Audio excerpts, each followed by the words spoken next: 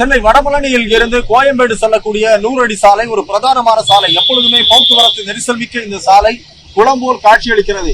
இப்ப நம்ம பார்க்கக்கூடிய இடம் அரும்பாக்கம் மெட்ரோ ரயில் நிலையம். இந்த பகுதியில் இருக்கக்கூடிய சாலையினுடைய 2 புறங்களிலுமே குளம்போல் தண்ணீர் தேங்கி நிற்கிறது.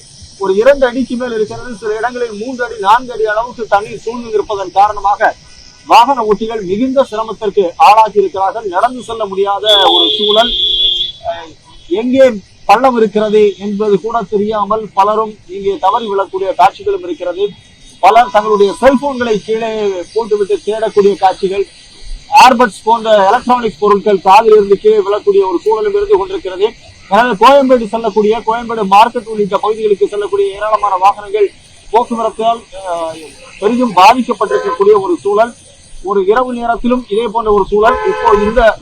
இப்போ பார்க்கக்கூடிய இந்த இடம் கொஞ்சம் இடைவெளியை விட்டு இருக்கக்கூடிய சூழல். இதற்கு அடுத்து அந்த ஆம்புலன்ஸ் வாகனம் இருக்கக்கூடிய பகுதியில் இருந்து மீண்டும் தண்ணீர் அதிகமாக தேங்கி இருக்கிறது.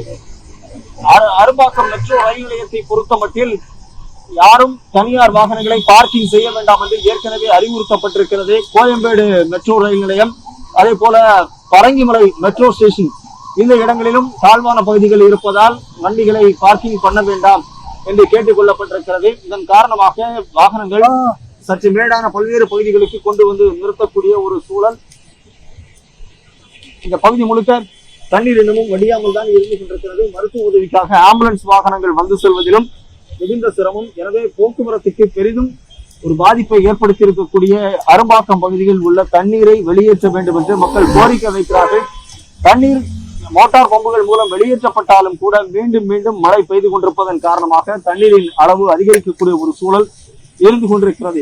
நியூஸ் 18 தமிழ்நாடு செய்திகளுக்காக ஒளிப்பதிவாளர் மார்டினுடன் செல்வகுமார்.